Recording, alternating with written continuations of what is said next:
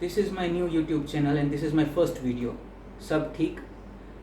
Today I am going to discuss a very serious topic as the first video. The topic of my discussion is death of late Sushant Singh Rajput. Late.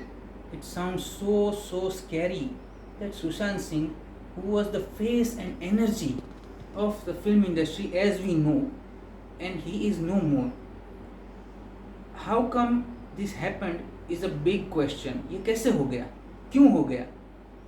हर कोई अपनी अपनी theory दे रहा है, काफ़ी सारी videos बनी हैं, मैं भी अपनी तरफ से एक वीडियो दे रहा हूँ, लेकिन मैं इस वीडियो में आपको एक लॉजिकल अप्रोच, एक सिस्टमेटिक डिडक्टिव लॉजिक से बात करने की, समझाने की ट्राई करूँगा, जो शायद किसी को ये पॉइंट समझ आए और वो हायर अथॉरिटीज़ को दे, तो इस पॉइंट के ऊपर कुछ इन्वेस्टिगेशन आगे बढ़ सके. But before that, let us talk about elephant in the room, that is nepotism, vanshwad in our Hindi film industry, Bollywood, which is a total fact, reality. You cannot deny it. Vanshwad, nepotism is part and parcel of Bollywood.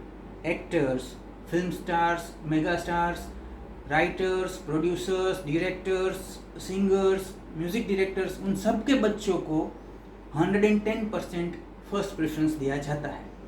इसमें कोई बुरी बात नहीं है, लेकिन you have to accept it. But they are shamelessly denying it. It's a fact, but they will not accept. Sushant Singh Rajput was no exception to this, and he had to face all this. He had definitely more than once informed directly and indirectly that he feels that he is yet not accepted in the film industry. उनको ऐसा क्यों लगता था वो मैं बता नहीं सकता, लेकिन उनको ऐसा लगता था. एक एक्टर जो इतना एजुकेटेड था, let us talk about his education and his past. Sushant Singh Rajput came from Bihar and he was a very well educated person. He came from a very well educated family. उन्होंने जेई मेंस की exam में all over India 7th rank score किया था. He was among top 10. उसने top 10 में जगह बनाई थी. As far as I know, I may be wrong, but he got a scholarship from Stanford, but he rejected it. He pursued his career in mechanical engineering. 4 साल में से 3 साल का कोर्स किया और बाद में उन्होंने उसको छोड़ के अपने ड्रीम्स, एक्टिंग को फॉलो करने के लिए मुंबई आ गए, ड्रीम सिटी में. There he struggled, then he found a serial, he became very famous, and from then on his struggles continued along with his success and failure. He was a very well-read individual, a refined individual, a very educated individual. The words I am using are very specific.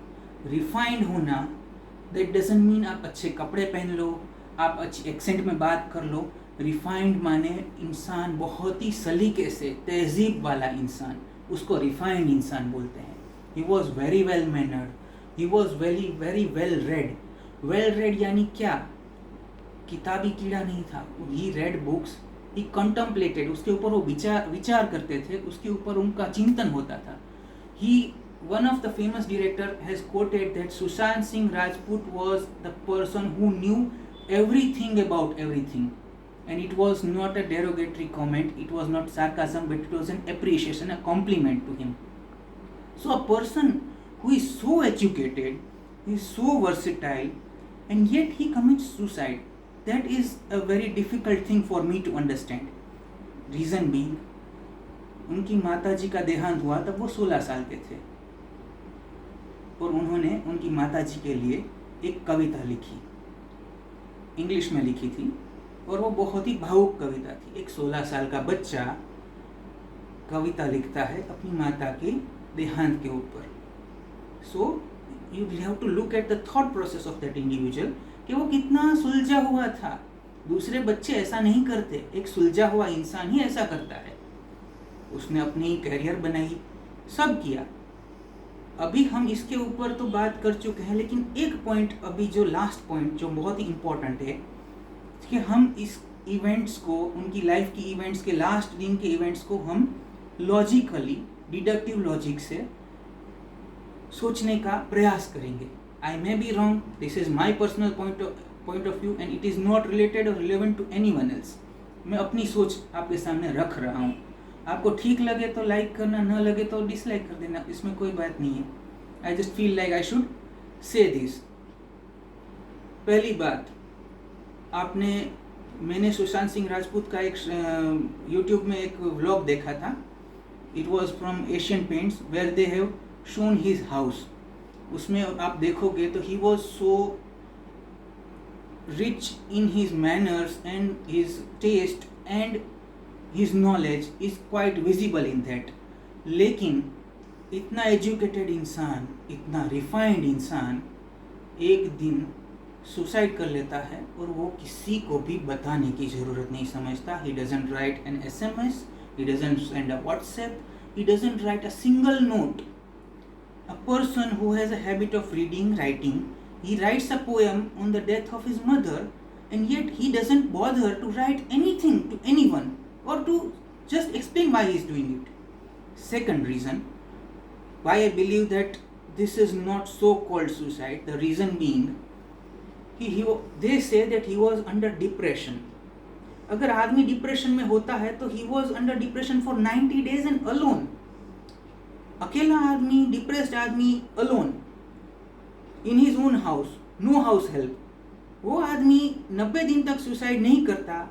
Lockdown पूरा हो जाता है, उसके दोस्त मिलने आते हैं, वो रात को पार्टी करता है, अपनी बहन से बात करता है और सुबह वो खुश आदमी सुसाइड कर लेता है. This doesn't add up. Third point, वो सुबह 6:30 को उठे, जूस व्यूस पिया, 9:30 को वापस अपने रूम में चले गए. तब भी उनके घर में 3 लोग से ज़्यादा लोग थे, 2-3 उनके दोस्त और उनका कुक. उन्होंने दरवाज़ा बंद कर दिया. फिर दरवाज़ा खुल नहीं रहा था, उनकी बहन को बुलाया. XYZ events transpired. उन्होंने दरवाज़ा तोड़ने के लिए बाहर से चाबी वाले को बुलाया. सबसे पहली बात कि घर में एक ही चाबी होती है क्या, बेडरूम की, और उनकी बहन को भी पता नहीं था. ये बात कुछ डाइसी लग रही है मुझे. फोर्थली कि हमारा जो भी पॉइंट ऑफ व्यू है वो हम उनकी साइकोलॉजिकल डिस्टर्बेंस के ऊपर देख रहे हैं. लेकिन उनके 4 दोस्त थे, वो कौन थे वहाँ पे, उन्होंने क्या किया, उनका क्यों इंटरव्यू नहीं हुआ, उनके कुक का इंटरव्यू क्यों नहीं हुआ, उनके लास्ट कॉल को क्यों, उनको रिसीव्ड कॉल्स को क्यों एनालाइज नहीं किया गया. ये सब पॉइंट्स है जो हमें देखने चाहिए. आज हम किसी जस्ट प्राइमा फेसी के ऊपर हम कह दें कि ये सुसाइड लग रहा है इसलिए सुसाइड होगा, ऐसा होना नहीं चाहिए. आज इतना यंग स्टार, राइजिंग स्टार गुजर चुका है तो उसके ऊपर थोड़ा तो इन्वेस्टिगेट करो. अर्णव गोस्वामी के पीछे हम इतना इन्वेस्टिगेट कर रहे हैं, इतना पैसा बर्बाद कर रहे हैं, तो इस केस के ऊपर थोड़ा तो पैसा डालो कि पता चले कि क्या हुआ था इस बंदे के साथ. जो दिख रहा है वही होगा, शायद कुछ और भी निकल जाए. अगर 0.1% भी चांस हो तो हमें ढूंढना चाहिए. और एक लास्ट पॉइंट, 4 से 5 दिन पहले उनकी ही एक्स मैनेजर का सुसाइड हुआ है. उसमें she was drinking on the 12th floor and she fell down. 14th floor, sorry, and she fell down. Now, how is that possible? And that time also she was partying with her friends. So there are many correlations to this story. There are many logical derivations that can be done, and they need to be done. But our police has decided that they don't want to pursue it. It's wrong. I believe that we should follow this a little bit more.